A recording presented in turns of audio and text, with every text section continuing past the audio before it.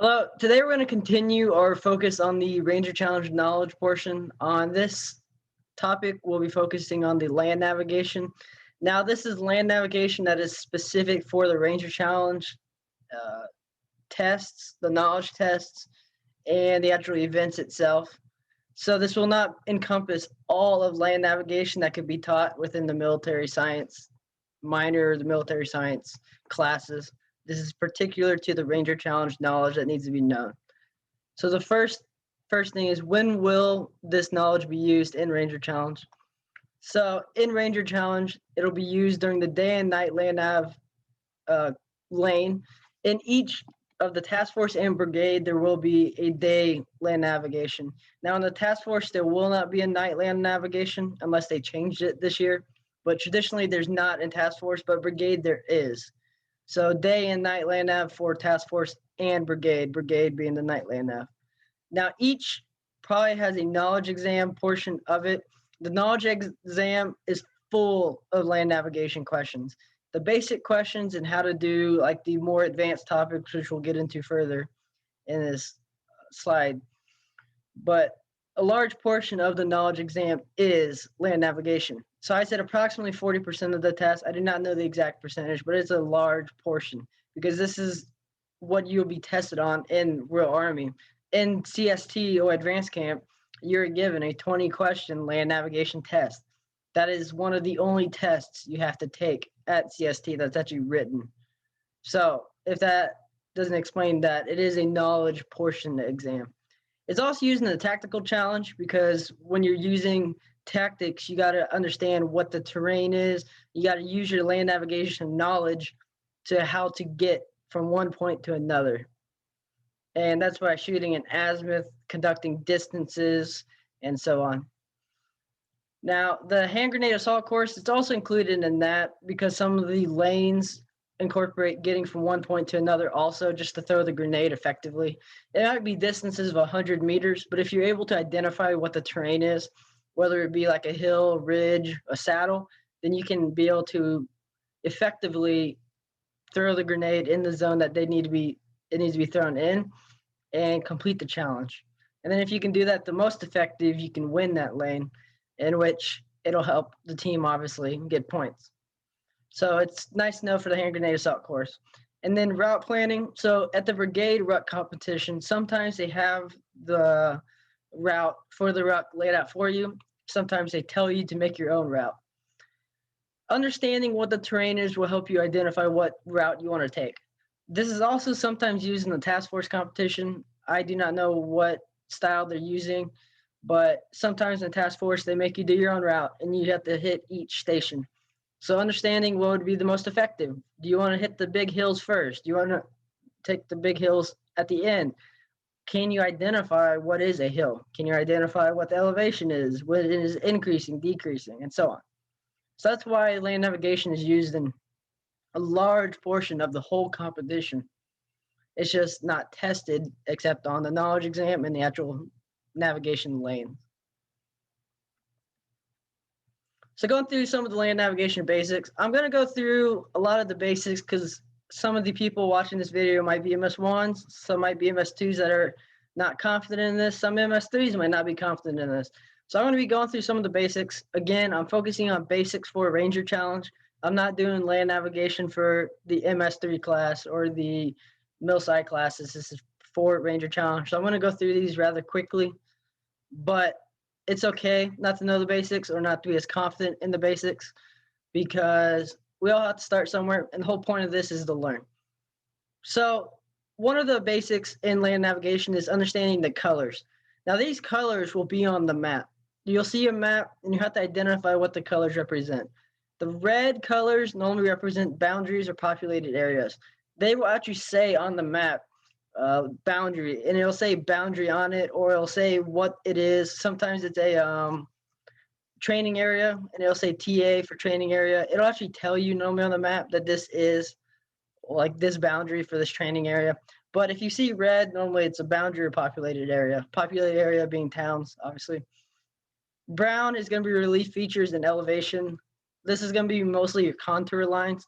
Sometimes the maps are red-brown for contour lines. Either way, you should be able to identify contour lines because they stay consistent. They're the same color the whole time, right? So you need to be able to identify what contour lines look like, and you should be able to do that pretty quickly. And then green is vegetation. That just means that there's a bunch of trees. It's a forest area. If it's white and not green, that means it's an open field. There's not dense vegetation. Blue is water features and courses such as streams, lakes, also be there, ponds will be there, rivers, definitely. And if you're near the ocean, the ocean will be there. But in all of our maps that we will use and be tested on, the ocean is not involved. But understanding what a stream looks like, where is the stream going? Because that will help identify what terrain features are nearby. And then black is man-made culture features, or such as buildings or roads. Again, it's something you should be able to identify, but there's different types of buildings. Meaning there's buildings that show that it's a school. There's some that show that it's a church, some that show that it's a water tower, some that show that it's just a regular tower or just a regular building. Those are found at the bottom of your map, and which I'll get into in a few slides. But understanding the different symbols will also help you, especially on the test. So that's the basics of the colors. Now, again, for basics, you use two different tools other than the map. You use something on the right known as a protractor. It's going to have degrees on the inside, mils on the outside. Mils are going to be used for call for fire or calling for indirect fire, in which I'll go into in a further video. So you don't have to worry about the top side for this video. All you have to worry about is the bottom, which is the degrees. Then in this protractor, what you have is 3 different triangles. These triangles are used to find your location on different grid squares. The smaller the triangle, the smaller of the square, which means the more of the map that you're seeing. What I mean by that is the bigger the triangle, if this triangle is the one that you're using, the map that you're using is very focused on that area. The reason for that is if you picture the whole world, it's just picture it as a whole square or a rectangle. Obviously, it's circular. I get it. Within that rectangle, there's another rectangle. Within that rectangle, there's another rectangle. Within that rectangle, there's another rectangle. And it keeps going down until you get to 1 to 50,000 meters, meaning the map is 50,000 meters wide, right? So that is essentially what's happening. It's either that or it's going to be 250,000. It keeps going up. So 1 to 50,000, 1 to 100,000, 1 to 250,000. Do you need to stress about these? No, because when you go to the map, one of these triangles will fit perfectly. The other two will be completely off. You don't even have to worry about doing the whole, is it 1 to 50,000? Is it 1 to 100,000? No. You just need to be able to work through it and just identify which one you're using. Either way, they're all the same, meaning that it's 0 to 100 or 1, 2, 3, 4, 5, 6, 7, 8, 9, 10. What I mean by the hundreds is each of these represents 100 meters. So 0 to 1 is 100 meters. 1 to 2 is 100 meters, but 0 to 2 is 200 meters. 0 to 3 is 300 meters, 400 meters, 5, 600, 700, 800, 900, and that is 1,000 meters. So that is an easy way to check your distance if you don't want to use the bottom method, which I'll go into in the next slide. Now to the left, we have just a version of a compass. It's your basics. Your compass is from 0 degrees all the way around. You should be able to identify where north, east, west, and south are as north. So this is if it's focusing at the 0 degree exactly. Now it's 0 or 360 degrees, but on your compass and protractor, it's always just going to be 0. But 0 and 360 are the exact same, but we don't use 360. We only use 0. So this would be like a compass. And if you want to move 45 degrees to the east, it's showing that you're going to move 45 degrees this angle, and then your line would be pointed at the 45-degree angle right here. Again, if you're struggling with your compass, do not be afraid to talk to your team, talk to your coaches that need to be. Understand that this is just the basics, and you need to be able to get to this point to get higher up in the knowledge of land navigation. It's totally fine to be at this level. But if you need help, you need to reach out because this is the bare basics. Moving on, this is a picture of one of the lower halves of the map. So above this, you can kind of see is the map. Down here is where you're going to find all the details that are regarding to declination diagram, boundaries, adjoining sheets. It's also going to have a diagram to the left called the legend that tells you what symbols mean what. As in this symbol to the top right is going to mean tower. That is a tower. Right, there's also going to be a symbol for a church and a school if there's a church and a school on it. You can see that TA, training area boundary, it says TA. On this one, the impact area is red, right? You can actually tell what the colors are. You don't have to memorize these things. Everybody stresses by saying, oh yeah, what's this color memorized? It tells you on the map. So if you're on using a test where you have the map already tells you like 90% of the answers because it'll tell you the color, it'll tell you what the symbols are. Heck, it'll tell you what the boundaries are, meaning boundaries are like what counties. What county, you can barely see the counties here. One county's there, 2, 3, and it'll tell you what is in what county. And now adjoining sheets to the right. Adjoining sheets is what I was telling you, how there's like a rectangle within a rectangle. So there's one rectangle in the middle to a bigger rectangle that contains 9 of them. So adjoining sheets means that this box is where the map is. This is where the map is focused on. Now, if you want the adjoining sheet directly to the north of this map, it's going to be this adjoining sheet right here because that's majority to the north. If you want it to the northeast, it's going to be this adjoining sheet right here because it's to the northeast. Remember, this is focused on north being pointed up, south down, east to the right direction if you're looking at the screen, and then west to the left if you're looking at the screen, right? So this is north, this is east, this is south, this is west, right? So that's how it's adjoining. Now, one of the questions on the exam might be, what is the adjoining sheet to the east of this map? In which all you got to do is find the square, go to the east, and that's the adjoining sheet. Again, a lot of the answers are on the bottom portion down here. Another big aspect is the declination diagram. That is this portion right here. That's going to have your 3 norths on it. I'm going to go into that further in the next slide. But declination diagram is found at the bottom, just so you know. It's very useful, and I'll go into it more in the next slide, though. Now, to the left of that right here is going to be a box with a lot of information that is important for the test. What I mean by that is you have the square identification. The square identification is right here, and it tells you what is the 2 letters in front of it. Most maps, in fact, all military maps, will have 2 letters in front of the numbers. So if you want grid square, 1, 2, 3, 4, 5, 6, 7, 8, you don't just say 1, 2, 3, 4, 5, 6, 7, 8. You have to say Echo Golf 1, 2, 3, 4, 5, 6, 7, 8. The reason for that is there's so many 1, 2, 3, 4, 5, 6, 7, 8s in military maps because it's not just this map that we're talking about. We're talking about all military maps. Is that a little crazy? Yes. But each square identification has 2 letters that go in front of it. And you will find those down here. You will also see them on the map, which you can see right here, that this line right here to the right is Foxtrot Golf. This line down here is Echo Golf. So all of this map would be Echo Golf. All of this map would be Foxtrot Golf. Those are the 2 letters. So that actually helps you understand what coordinates go or what letters go with what coordinates so you can answer the questions correctly. Because sometimes on tests, the answer will have the same number, but it'll be Echo Golf, and then one answer will be Foxtrot Golf. So you just got to be able to identify what is the square identification, and what you can either do on the map or you can actually do down here because they'll tell you where the grid square identification cuts off.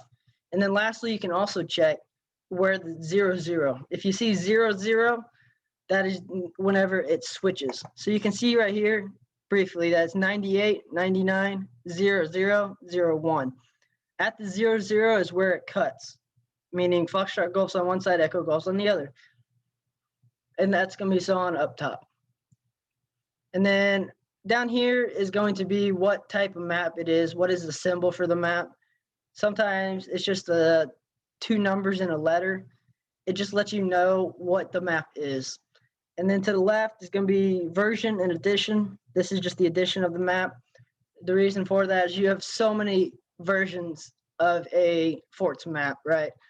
Like Fort Knox, you probably have, in this case, there's probably like 20 something versions because it's been around so long, so it needs to be updated constantly. But this is where you find your edition and your version numbers also. So I'm going to say, when in doubt of a question and you don't understand the question, just look at the bottom, and I promise you it's here somewhere, right? Joining sheets, boundary, declination diagram. It might be in this box right here. Addition, version, what's the symbols? And then up here to the top is going to be the distance, in which you can measure a distance on here. So the top one is going to be your actual meters. So this portion is meters. The one below that is the statute miles. Statute, I don't know if I'm pronouncing that right, but that is going to be your actual mile distance that we use in America. That's going to be your miles. Ignore the first word. That's your miles. The bottom one is nautical miles. That's for ocean, sea travel. Ignore that. You will not use that. You're only going to use the top two.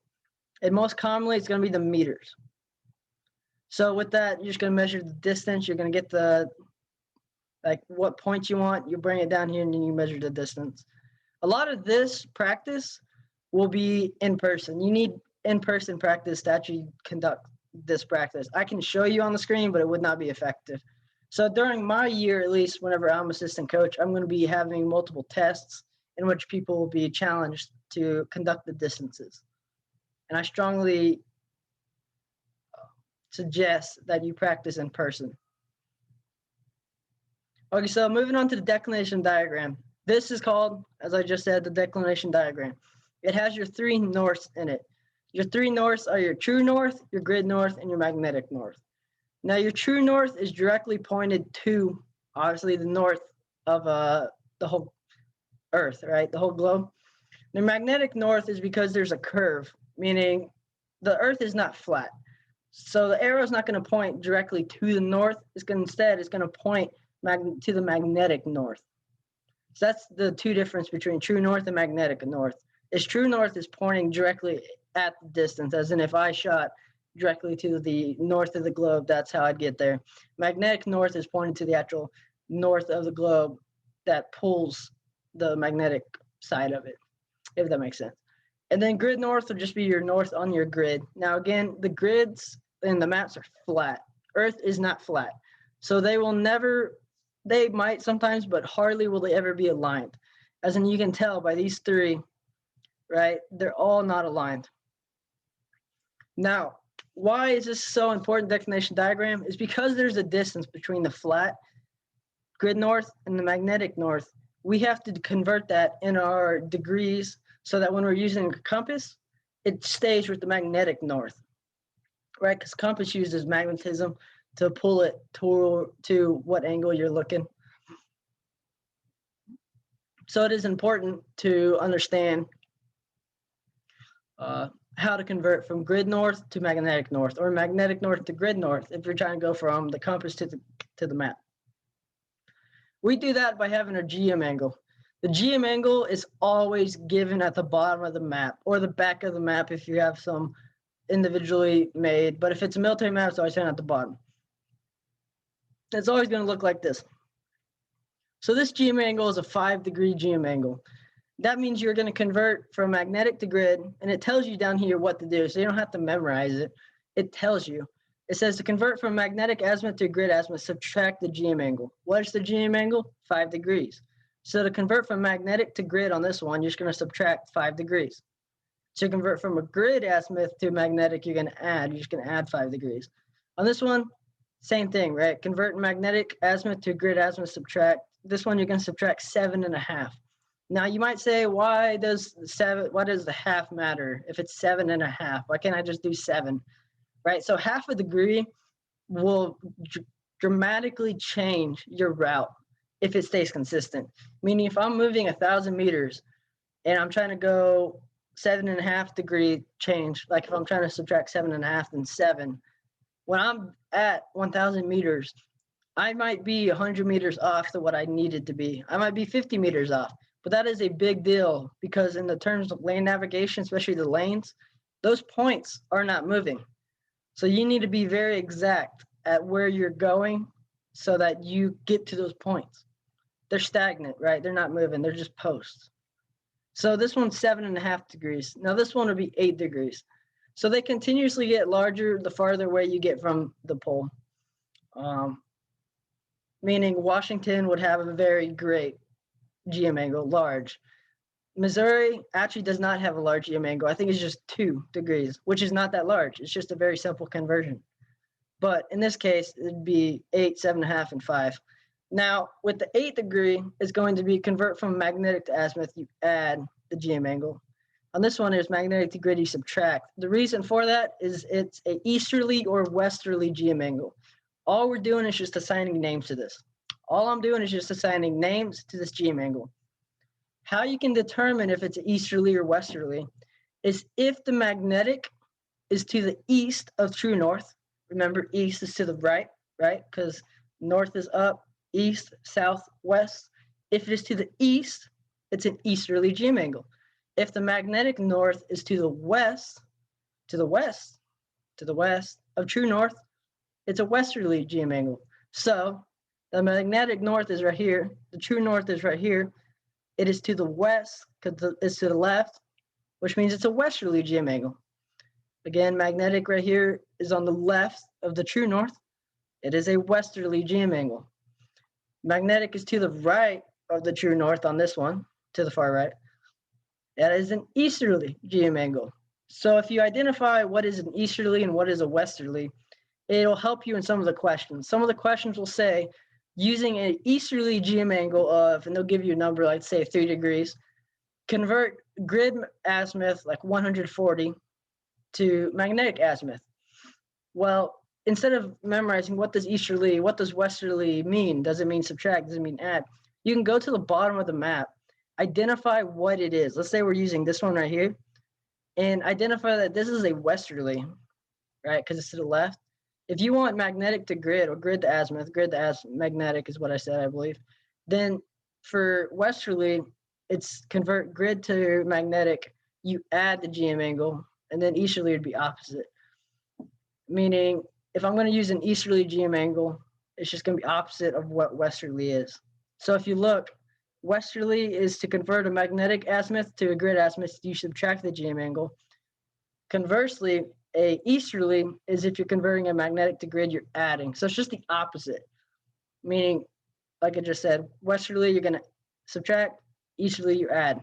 Guess what? Easterly, you subtract this one, westerly, you add that one. It's just opposite.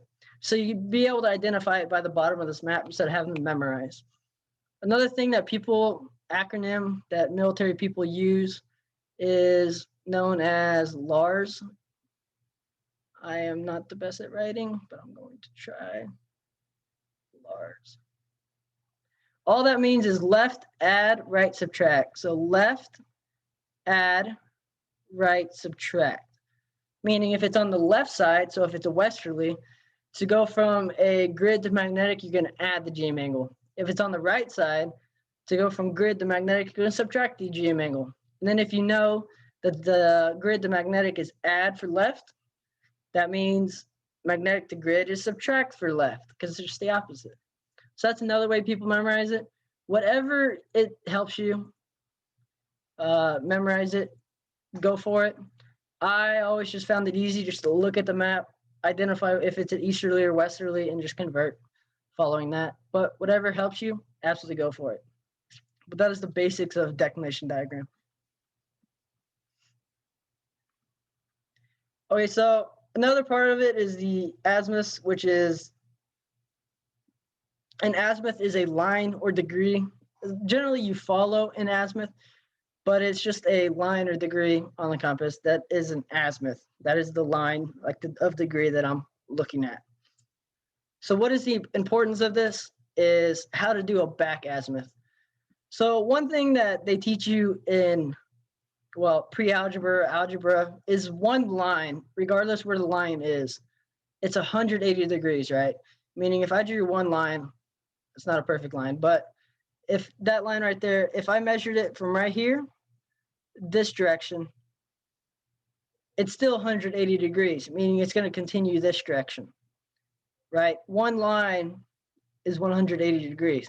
So if I want to find the back azimuth, meaning if this is my original azimuth and I want to find this one, all I have to do is add or subtract 180, and that's my back azimuth, as it's showing in the little feature to the right there, the little image. As in, if my original azimuth is 115, if I add 180, that means my back azimuth is 295. All I'm doing at that point is I'm just taking the same azimuth, the opposite direction, but it's the same line, right? It's the same line. The one, they'll teach you when you're doing back azimuth, if it's over 180 degrees, you subtract 180. The reason for that is because math gets a little crazy. If it's under 180, you add 180. So that's what it's showing right here. 115, it's under 180, so you add 180 to get your back azimuth. This is over 180, so you're going to subtract 180 to get your back azimuth. But this is just showing how you get your back azimuth. It is important to know how to get a back azimuth. This is involved in many aspects of land navigation, including like resection, which we'll go into further, and also confirming your location. What I mean by that is if you're walking down a path, a straight line, because you're dead reckoning, right? You're following an azimuth right down a path. You can stop, turn around, look back at your original location, and do a back azimuth. And if the back azimuth matches your azimuth, meaning let's say 115 degrees is what you're going, if you shoot and you get 295, you can confirm you're still on the right path. If you're on a 115 degree azimuth, but you shoot back and you get 300, that means you're 5 degrees off and you're not actually at 115 straight. So knowing how to use back azimuths can actually be effective in doing land navigation, especially for the knowledge exam. Like I said, resection is going to be where back azimuths come involved. On the left, I just have a larger GM angle. I just want to show you that GM angles can be like 21 degrees, which is a big difference. If you forget to convert from a grid to magnetic using the GM angle, you'll be way off if you do not use the 21 degrees. Now, I do not expect you'll have to do 21 degrees in the land navigation, but for the knowledge exam, you will. And then the middle is just showing you how the back azimuths are done. Again, it's just a straight line.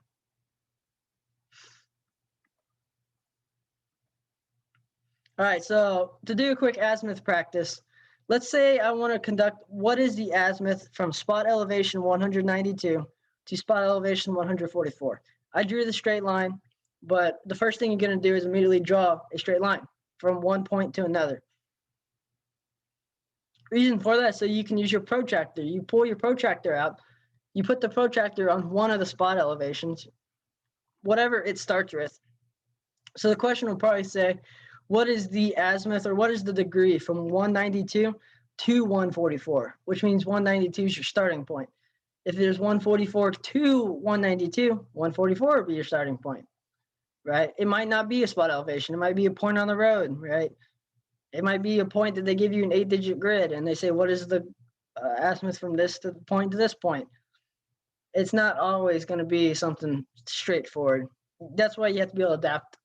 But in this case, we're starting at 192 and we're going to 144. You first draw a straight line. Then you pull out your protractor, line up your protractor where the cross is on the dot. I understand with computer technology, I couldn't line it up perfectly, but this is approximate. And then whenever it's lined up, you look at the degrees. Again, the bottom side is the degrees, the top side is the mils. Mils, ignore for lane navigation. Ignore, don't even recognize them. So we're only looking at this bottom portion right here. And what you're looking for is where the line crosses it, what number is it at? So you can tell that these go by fives. So 50, 55, 60, 65, 70, 75. Meaning each of these go by 1, right? 55, 56, 57, 58, 59, 60. So this crosses at 61. So I know that the azimuth or the grid azimuth for this is 61 degrees. Now, if I wanted the magnetic azimuth, since I just did the grid azimuth, I just have to convert to the magnetic azimuth with what the GM angle is. I don't have that on here, but that's what you do for the magnetic azimuth. But for grid azimuth's sake, it's 61 degrees. And that's all you have to do for azimuth practice. All right, moving on to with the basics. Understanding what terrain features look like. Meaning, if I pull up this map, you can see all these contour lines. The contour lines are the ones that kind of go like waves, right? Those are contour, meaning that is what distance the area is going, is increasing in height. As in 137 is going to be the spot elevation. This spot right here is 137 meters, right? That's going to be the actual height above. Each of these is going to increase by a set contour line. Go back to this. You can actually see the contour elevation is going to be right here. Contour interval for this one is 10 meters. So you're going to have a contour interval for these in which it says what each contour is. Since this is 137, this would be like 130. This would be 120 if it's by 10. This one would be 100, and then it would go to 90 and such. But it's important to identify what terrain features are. For that, the military has 5 major terrain features. They are the hill, valley, saddle, ridge, and depression. Some people memorize that by the acronym Hidden Valley Salad Ranch Dressing. It's just the brand, but it's just a way to remember it, because H for hill, V for valley, valley, S for saddle, R for ridge, D for depression, right? But it's just hill, valley, saddle, ridge, depression. That's the 5 majors. The 3 minors are going to be draw, spur, cliff. I always just say that Bob Ross draws the spurs on the side of cliffs in his paintings. Draw, spur, cliff. He's drawing a spur on the cliff in his paintings. And then 2 supplementary terrain features, cut and fill. Now, when we actually go through them, you're going to see that the cut lines go in, fill lines go out. So I just say cut in, fill out. You cut in, you fill out. Those are the 10 features you need to know. 5 majors, 3 minors, 2 supplementaries. I'm going to go into them more further, but if you want to write them down, pause this and write it down. Going into the first one. The first major terrain feature is the hill, right? The hidden part. So the hill traditionally is as shown as the left. It's shown where you have a peak of elevation lines, meaning the elevation lines are continuously going up, up, up, up until it finally stops, and that is the height. That being said, this circle right here is not necessarily the hill. That's the hilltop, right? The little portion right there. The hill is actually the whole increasing of elevation lines going up. So what I don't want you to get confused by is seeing something and not identifying it as a hill. So I put this picture to the right because I want to show that this section right here is technically a hill because it's continuously going up right here, continuously going up, up, up. This right here is a hilltop, right? It has a point. But this section, all of this is a hill. So if they point or they have a point in this section right here and they say, what terrain feature is this? It is a hill. It is not a valley. It is not any other terrain feature. It is a hill.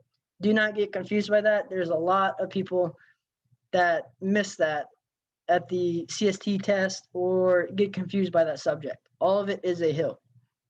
All of that, because it's going up and it's continuously going up. And then the hilltop, I said, is half contour interval past the last contour line. What I mean by that is, I'm going to go point to the left right here because it's easier. Let's say that this contour line right here is 100 and it's going by tens, meaning this is 110, this one's 120. This point right here, you can actually find the distance of it because it's going to be half the contour line of the previous. So since this one's 120 and it's going by 10, what you're going to do is you're going to take half of 10, so 5, and you're going to add it to the last contour line.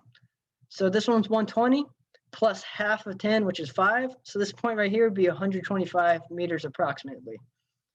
That's how you determine the hilltop distance, the meters, like how elevation is, what height it is. That's going to be important because they might give you a hilltop question. They might say, how do you calculate what a hilltop is? It's the half of a contour line or contour interval added to the last contour line. Again, half of the contour interval added to the last contour line or the previous contour line. Now the contour interval is just as I showed you before. It's at the bottom of the map. It says contour interval, or it'll say contour distance, and it'll be like 10 meters, 20 meters. I'd be shocked if it's 5 meters. That'd be crazy. but traditionally it's 10 or 20 meters. And then I said can be larger than it appears because I showed you right here. This is all technically a hill, right? Because it's not going up, down. It's actually constantly going up until the point where it reaches the hill. So it's just a big hill. It's a large hill. That's all it is. But do not get confused and think, oh yeah, we're just looking for a little hill, right? We're not looking for a little. This is a hill. Don't get me wrong, but don't be confused. Try to focus on what terrain feature it is. Look around it, right? Don't look just at the circles. Don't look at the contour lines necessarily. Look at what's around the contour lines, and that might help you. So moving on to the next major terrain feature is going to be the valley. Now, the valley is one of the easiest recognized features in map reading by far. Arguably, it's just because it has the most obvious terrain feature, which is going to be a river or creek. It normally has a creek running through it. That's always the examples. So on this slide, I actually included it with a river. This right here is a valley. How do you know it's a valley? Is it has three high sides around it. What I mean by high is higher elevation, meaning contour lines go up. On this valley right here, it has one to the north, to the south, and it also has it to the east right here. It's just covered by the letters, but you can see right here, it gets higher.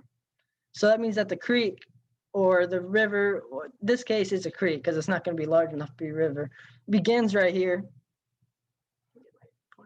It begins right here and it continues down this valley. And again, they have three high sides around it. One's to the north on this side, south, and to the east. That's the west is not a high side, simple so that the creek can run through it. This dotted portion right here, this dotted is a trail. That's all it's just showing. It's just a trail. But this right here is a valley, example of a valley. This right here is also an example of a valley. You can see that there's a high side on this side, and where the creek is coming from, and it runs down. That is the typical, very typical, what a valley looks like. Again, if you want to focus on it, focus on the three high sides. Find where the high sides are. North, south, east, west. There's going to be three sides that are high. And that's how you can identify a valley. Next is going to be a ridge. All right, so a ridge can easily be confused because a ridge is very broad in the sense that it is a line of high ground with height variations along its crest. The easiest way to memorize it is a crest from a hill. As in the hill right here is going to be the portion at the top, remember, because it's increasing elevation to the hill. And then the ridge is going to be immediately off it. Now, one of the things that people get confused is what is a ridge and what is a spur. I'll go into that further, but in this case, a ridge is right off of a hill. This is the picture that they teach typical military students. This is just what a ridge is because it's branched off of it. There's nothing else seen with it. So this is a ridge. On the map, this is just showing you what a ridge is. This is one right here. This is a ridge.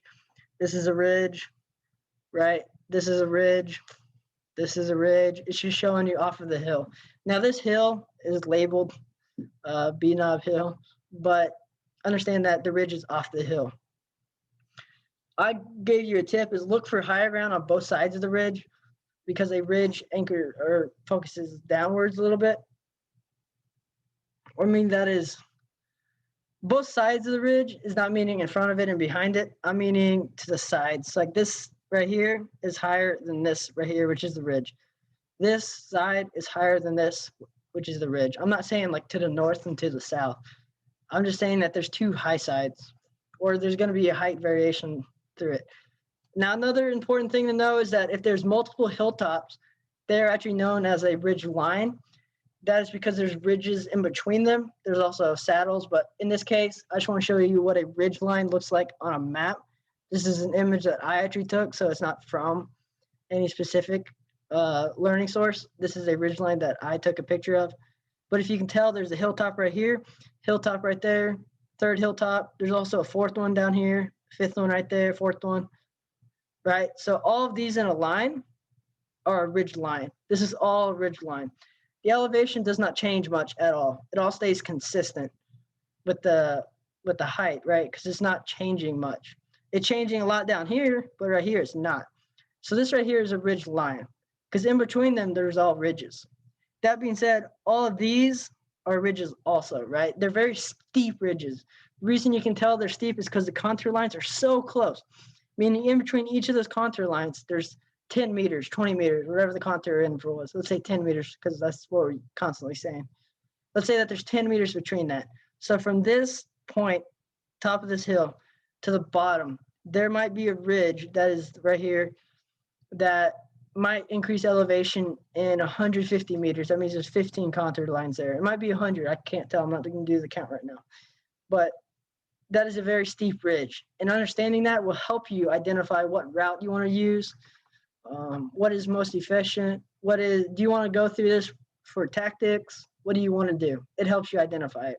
So know what a ridge looks like will help you identify hills. It also identify what kind of route you want to take.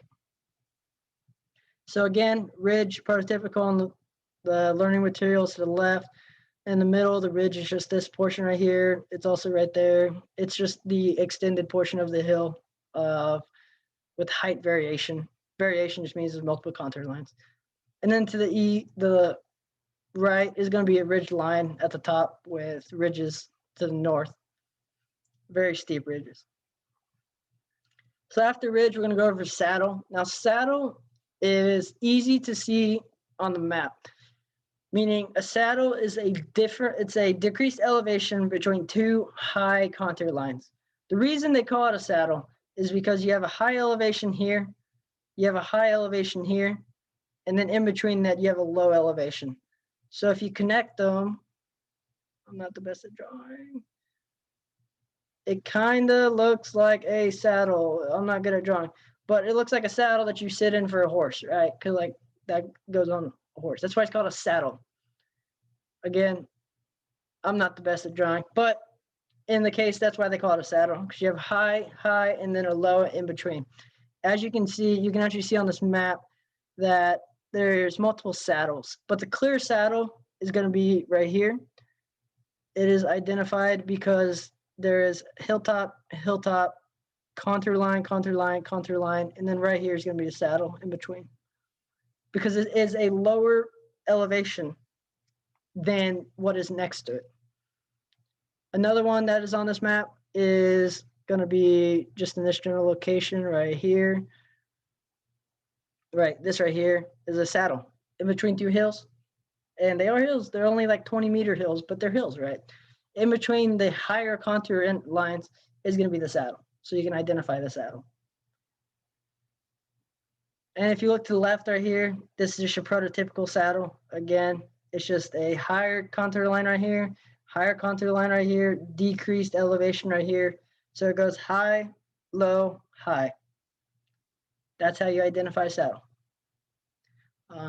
What I say is look for a high contour line followed by space, then another contour line. So again, high, space, high. You can also see high right there, space right there, high right there, right? That's how you identify saddle effectively.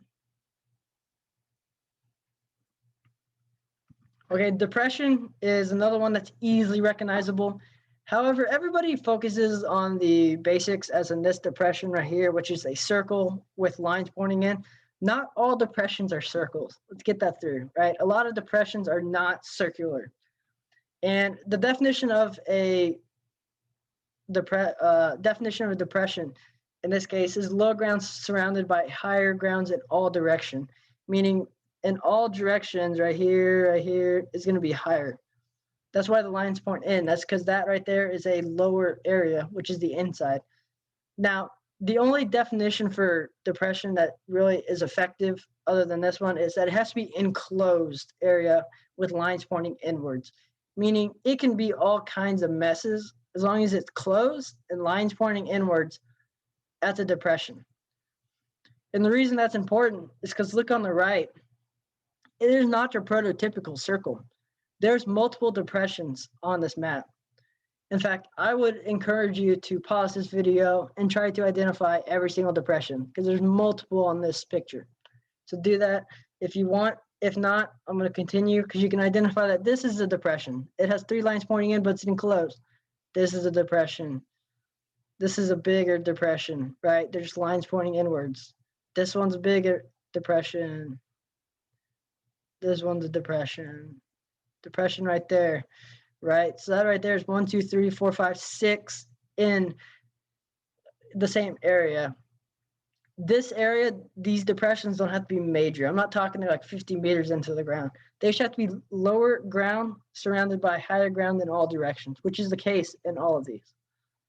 So it typically points out a sinkhole, meaning that the area is just much lower than above. That's all it's saying. It's sunk into the ground. That's why it's called sinkhole. You kind of want to avoid these for route planning.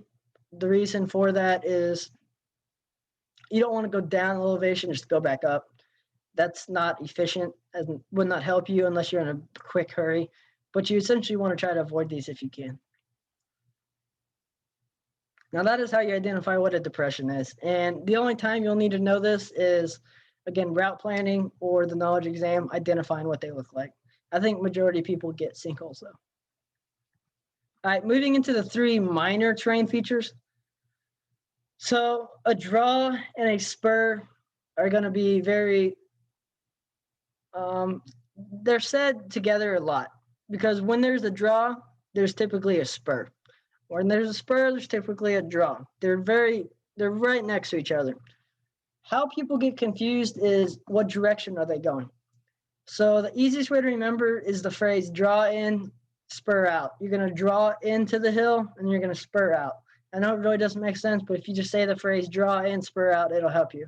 Because a draw is a U-shaped or V-shaped contour lines pointing to higher ground, to the higher ground. That's the difference. It's going into the higher ground, into the hill.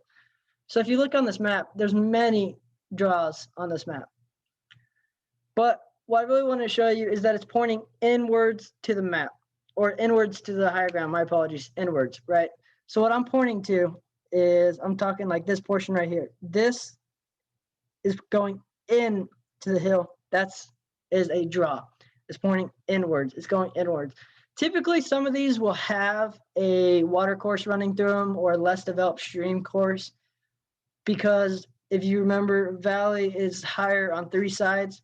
So if you look right here, this side, this, and then this side are all higher.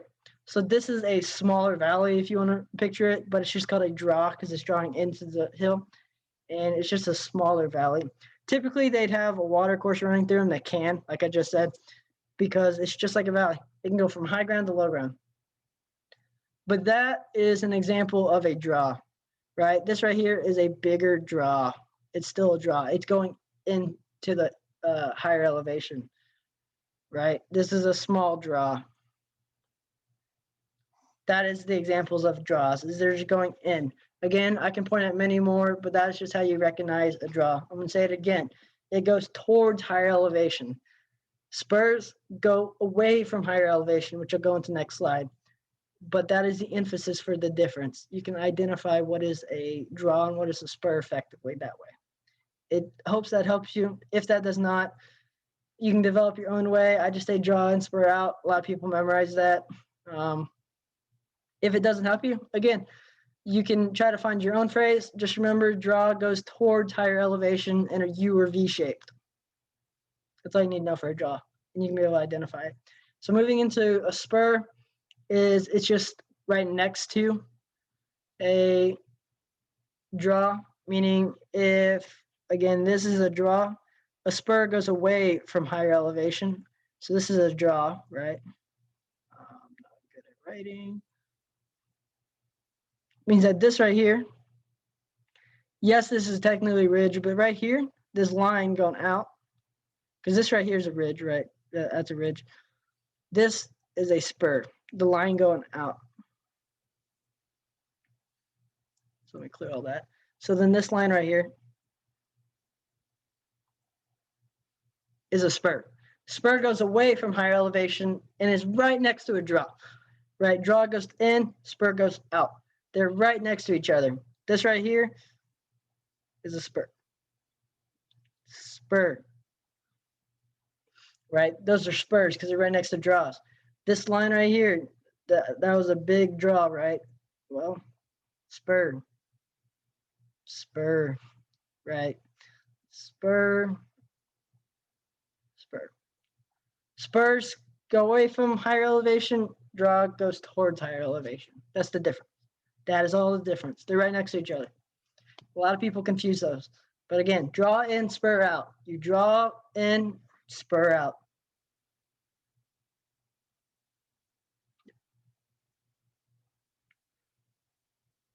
Draw in, spur out.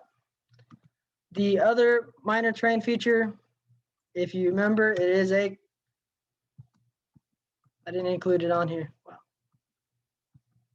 So the other one is a cliff, draw, spur, cliff. Cliff is typically not used, but the cliff is just going to be a point that is next to, it's confused more with a depression, because what a cliff looks like in, let me go to, is it's just a line that is straight with lines pointing outwards.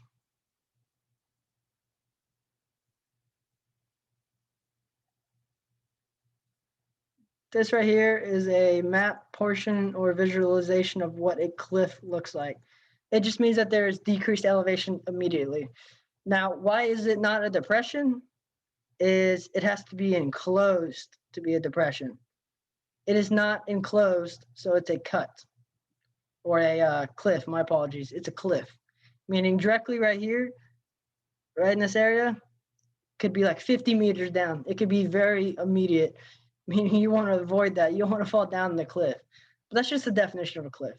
It's just a very decreased portion right next to it, and it's just not enclosed, so it can't be a depression because it's not enclosed. It's not high ground all around. So that is just a cliff. That's just your basics. It didn't need a slide. That's just a cliff. You'll be able to identify it though. Now, understanding with cut and fill though, because cut and fill look very similar, right? If you look at the features down here to the left, you can actually see that cut and fill both have lines going, right? Now, the difference is cut and fill have two lines. They will always have two lines. So I mean by that is they have one line, a second line. Those are the two lines. And then the lines either go in or out. A cliff only has one line with little lines pointing out, right? A cut is going to be man-made terrain features that go in. So you're going to cut in, you're going to fill out. So cut in, meaning the lines point into each other. Again, the difference between a cliff and a cut is cliff only has one, cut has two lines, right? Two lines going this way, north and south. Is cut in, and then you're going to fill out for the other one, meaning you have two lines still, but the lines face outwards. Cut in, fill out. You're going to cut in, you're going to fill out. I know I use this with draw in, spur out, just because it's the same thing. You're going in or you're going out. That's the only difference. Cut is you're going in, fill is you're going out, right?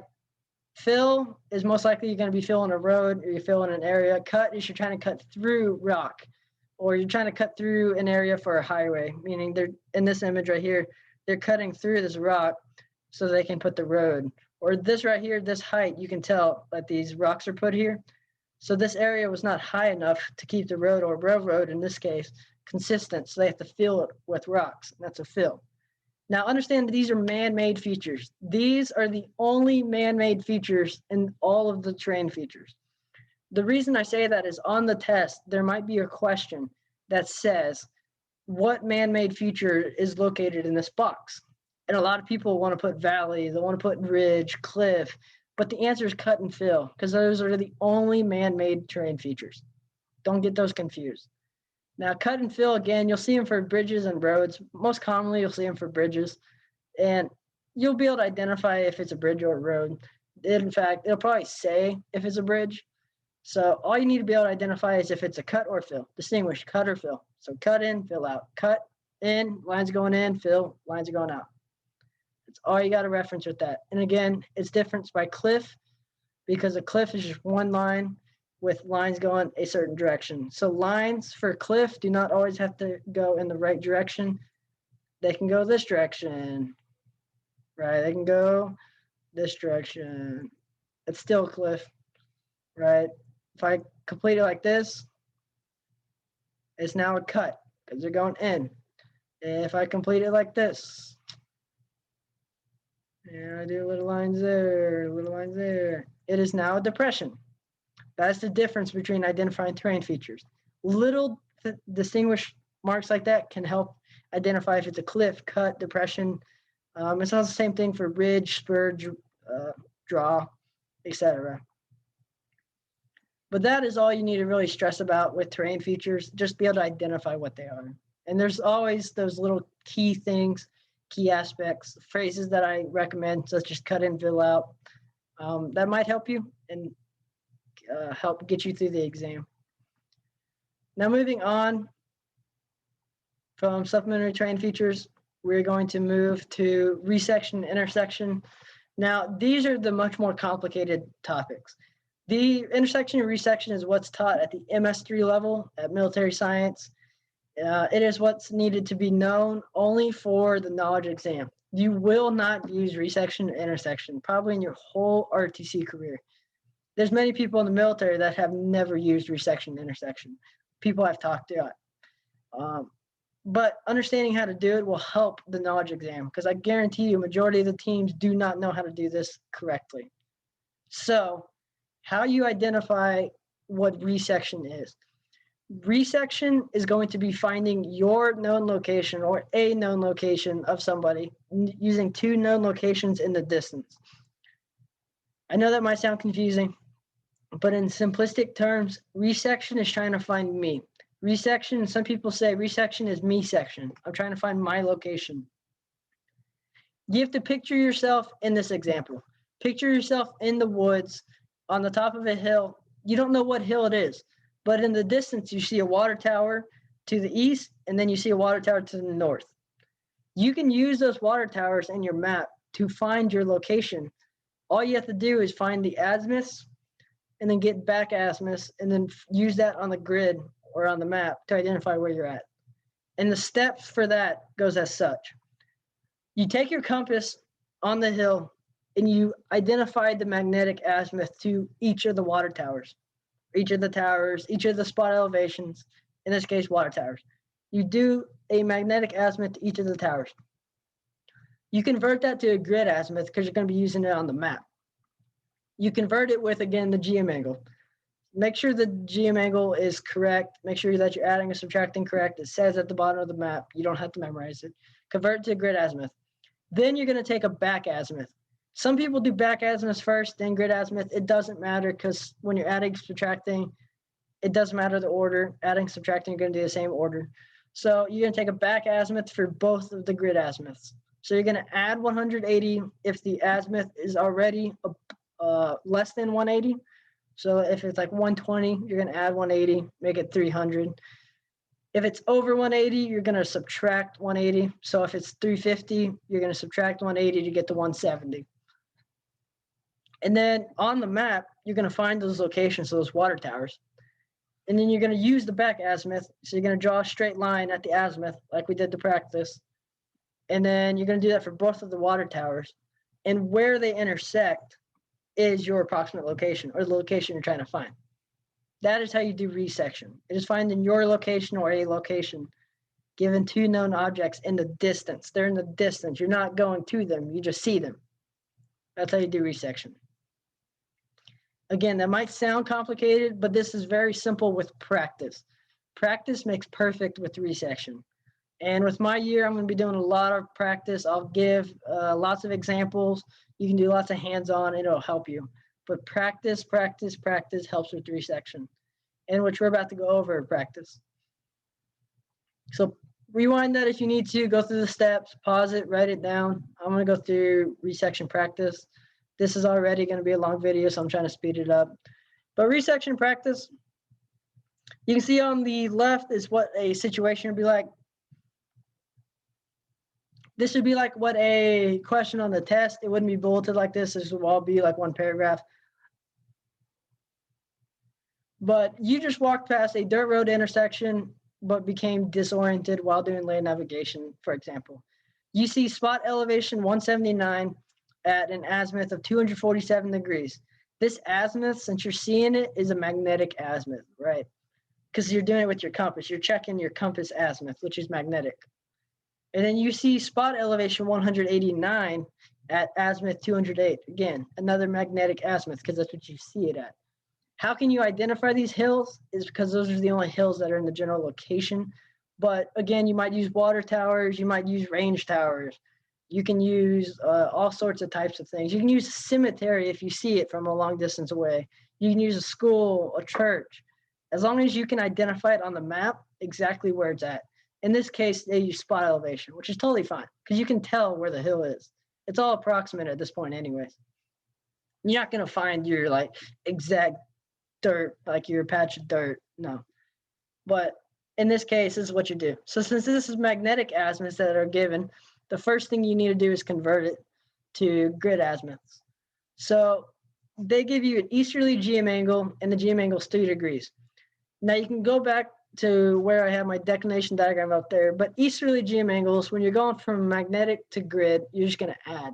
So you're adding the GM angle, and 247 plus 3 would be 250 degrees. 208 plus 3 degrees would be 211. So your azimuth for 179 would be 250. Your azimuth for spot elevation 189 would be 211, right? Because you're just adding. And then at that case, you want to convert those to a back azimuth. So you just subtract. So it'll be 2 for spot elevation 179. It'll be 247 minus 180 because it's above 180. If it's less than 180, you would add 180. So 250 minus 180 is what? 70, right? Can I do math? Is that good math? 250 minus 180.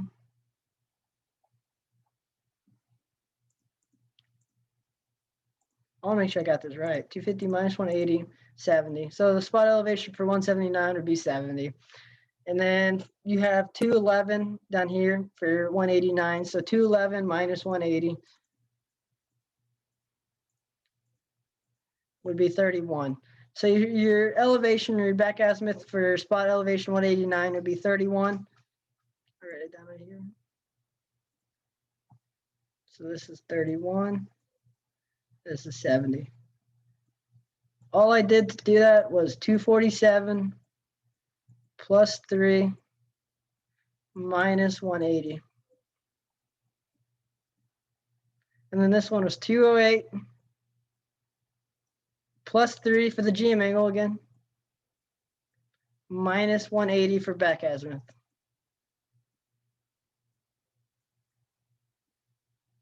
And that's how you get that GM angle or the back azimuth angle. So next step you need to do is identify where these are on the map if you have not already. And I did that by identifying where they are, and I circled them on the map. So that is spot elevation 179. That is spot elevation 189. Next, you're going to pull out your protractor. You're going to line up the protractor in the middle with the point. Again, I know this is computers that are not lined up perfectly. It's approximate anyways. You're going to line up the middle with the point. Then you're going to draw it with the degree that you're given. So I had 70 degrees, right, as the back azimuth, which means I'm going to draw a line at 70 degrees. You're going to basically put it right here, put the tick mark, take it off with a straight edge. You're going to make the line, and it's going to be perfect 70 degrees. Again, it has to be a straight edge. Otherwise, if you're curving, you're going to be off. But it's going to be 70 degrees. Next, what you're going to do is you're going to get these off. You can do it for the other. You're going to take your protractor to the other spot elevation. And again, that spot elevation was 30 degrees, right? Now, what you're going to do is you're going to do the exact same thing as you just did. You're going to use your back azimuth that you calculated, go to 31 degrees. I said 30 degrees, didn't I? It's 31 degrees. I apologize. 31 is what lines up, and that is your line. Next, you're going to take the protractor away. You're going to identify where they cross, meaning if you look at this line is from 189, this line's from 179 approximately. Where they intersect or where they cross is your approximate location or the location you're trying to find. And then that is all you have to do for resection. Now you have found your location. That's all you have to do for the steps of resection. Now I say that's all you have to do, but it takes time. This is very tedious work because if you calculate wrong, if I said 30 instead of 31, which I might have, but if I say 31 and 30 instead of 31, it might be off slightly, but it's very tedious and you want to take your time. However, I'm going to teach you a little trick for resection. This is only involved in the land navigation knowledge portion questions. If you have to do resection in the actual land navigation course, this does not help you. But this is an example of a resection question that I was given. And you can read it, but Second Lieutenant Grimbaki becomes disoriented during Engineer Bullock while attempting to land navigation. He sees a tower located at, they'll give you the grid, with the magnetic azimuth of 13 degrees. He sees another tower located at grid with magnetic azimuth, whatever degrees, what is his location? Now the GM angle in this question would be at the bottom of the map because you're given the map, right? Otherwise the grid doesn't make sense. So this is questions given with a map. Now, my trick to resection is I don't even do any of the steps. I don't do any step at all. The only step I do is convert from magnetic azimuth to grid azimuth. And then what I do is I take these 4 answers because I know that one of these answers is the correct answer, right? So one of these 4 answers has to be the correct answer. It's not a trick. And then I plot all 4 of these. Now, first, the thing you can recognize is, remember how I said there's 2 letters that go in front of the grids, right? So this one's Whiskey Bravo, Whiskey Bravo. This one's Whiskey Charlie, and this one's Whiskey Bravo. Because it's all Whiskey Bravo, and I can identify that there is no Whiskey Charlie on the map in this case, I know that this one's immediately not an answer, not a choice. So what I do is I take these 3 answers, and I plot them. I actually take my protractor and I make the little point with them. So I'll literally plot all 3 of these points, not these 2 tower points, these points. And then when I convert these to a grid azimuth, so I make these grid azimuths, this one convert to grid azimuth, I take my protractor, I center it on these points, and then I find out the degree from this point, like from this point to this tower. If that is the same as this grid azimuth right here, and then I make a check mark, and then I do it from this grid to this tower, and if it's the same as this grid, I already know that's the answer, right? Because it is the grid azimuth. That's that is a location that you're using. The reason this works is, again, you have to picture yourself in the scenario. Picture you as Second Lieutenant Grimbaki. Picture you as the one that is disoriented and using a compass to look at those towers, right? You will be able to identify what the azimuths are, and you can use that to find out what degree you are. But if you're in that point, this helps you get the answer quickly because you don't have to draw the lines, you have to convert back azimuths, and you don't have to redo it if you run through it. All you have to do is plot these points. If this one was Whiskey Bravo, you plot that point also, and you just identify, you verify degrees. And then once you get the right answer, you're done. You don't have to do any lines. That is my biggest trick for resection. I'll go through this again with my year, but if that helps, test it out. Try it out. Take a resection question and test it out. Try to do it this way. It might work, it might not. It might make sense to you, it might not. That's okay. Whatever helps you get the correct answer. That's just a tip that might help. Now, moving into another type of resection is a modified resection. So if you remember, a resection is where there's 2 lines that are drawn from objects far away in the distance that you draw. And where they cross is where you are or the location you're trying to find. In modified resection, one of those lines is already made for you. One of those lines would be like a road, a dirt trail, water courses, such as creeks, rivers. It could be a bridge. Essentially, the location you're trying to find is on one of those known features, or like you're on a road and you're trying to find where you're at on the road. Well, the road is already a line. You don't have to draw a second line. You just got to find one feature, draw it to the line, and that's your location. If that confuses you, maybe this example will help you. So, for example, the situation is your vehicle ran out of gas on Highway 507. However, you see spot elevation 144 at an azimuth of 302 degrees. Right, so spot elevation 144 is at this location right here. Highway 507, you can identify on here is this highway right here. Again, it's a big black road. It's going to identify what is a man-made feature. And what you're going to do is you're just going to take a back azimuth of this once you convert it to a grid. So azimuth of 302, convert that. It should be 305. Right, it's still 3 degrees. That's what we're going with. And then 302 plus 3 would be 305. You're going to do back azimuth of that. So 305 minus 180 would take you to 125, approximately 125. So you go to spot elevation 144. You draw a line down to 125. In this case, I did. From this point down, 125 off the map is okay. And then you're going to pull your protractor off once you get the straight line made, and you're going to see where it crosses the road. Again, the road is already a line made for you, meaning you don't have to draw a second road. It's already a road made for you. So arguably, if I go back to my original resection question, you could have made this a modified resection because it's on a road, right? You're next to a road, but this one you just have to verify. And on modified resection, it's most likely a highway, stream, creek. It could be a dirt road. It could, but some dirt roads are not actually identified on the map. Because some were just temporarily made. So I don't always use dirt roads for modified resection. I only do it like main roads or highway 507s like this. For example, you could do a creek. Creek normally never goes away. But once you take away this, you have your location, which is where the line crosses the road. And that is just how you do modified resection. It's just resection with one line instead of two.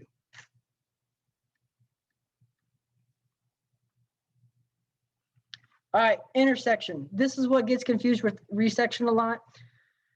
Again, resection is me section. Resection is trying to find my location or a location of somebody. Intersection is trying to find a location in the distance using two known locations that I am at or I can get to.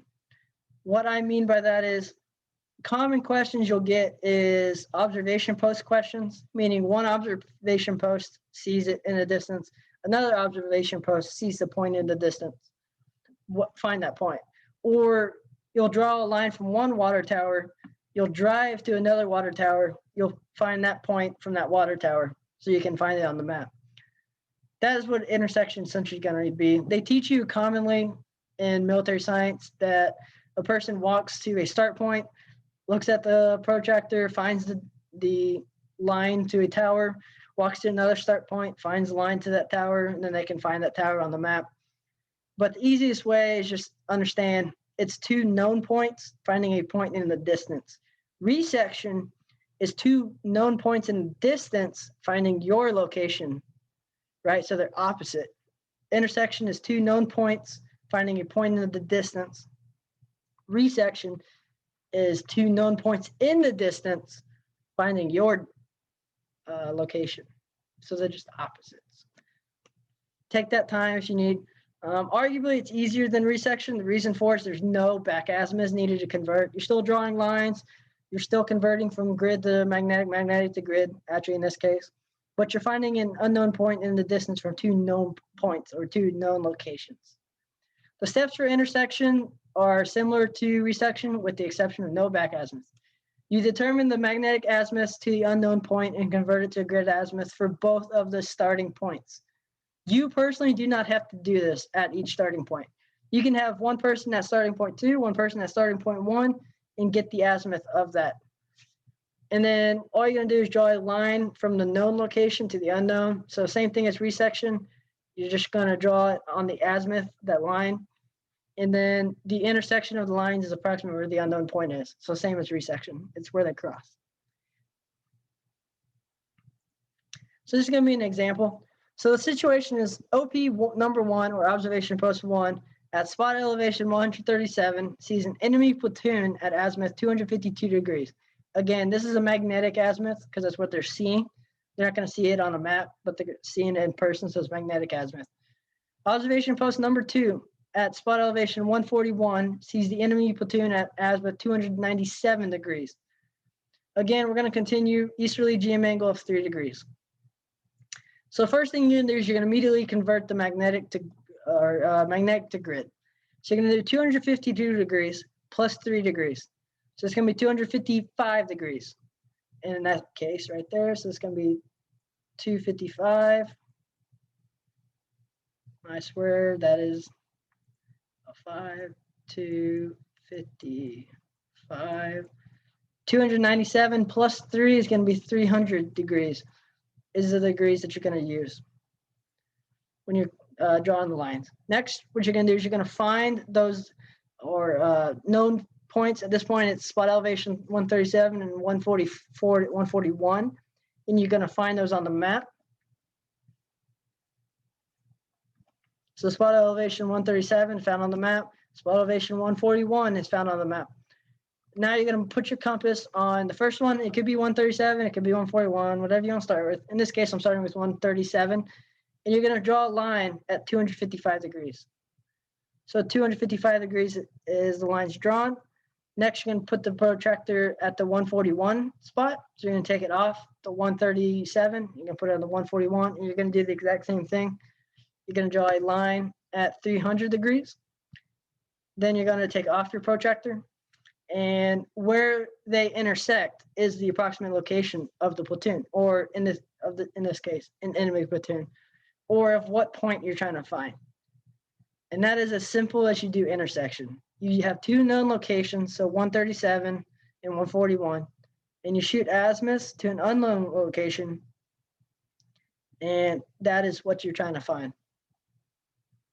Now, again, the difference between this and resection is resection would be opposite, meaning resection is you'd be right here, and then you would shoot azimuths at 137 and 141, and then you convert back azimuths to find this location. So that's the difference between intersection and resection. Again, resection is me section. I'm trying to find my location. Intersection is using 2 known locations to find one in the distance. That's the difference.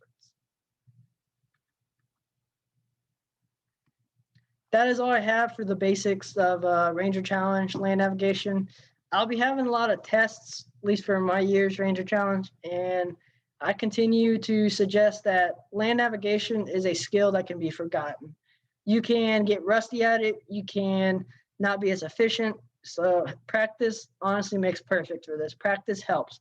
Being able to identify terrain features, understanding what route plans you want to conduct, understanding the basics.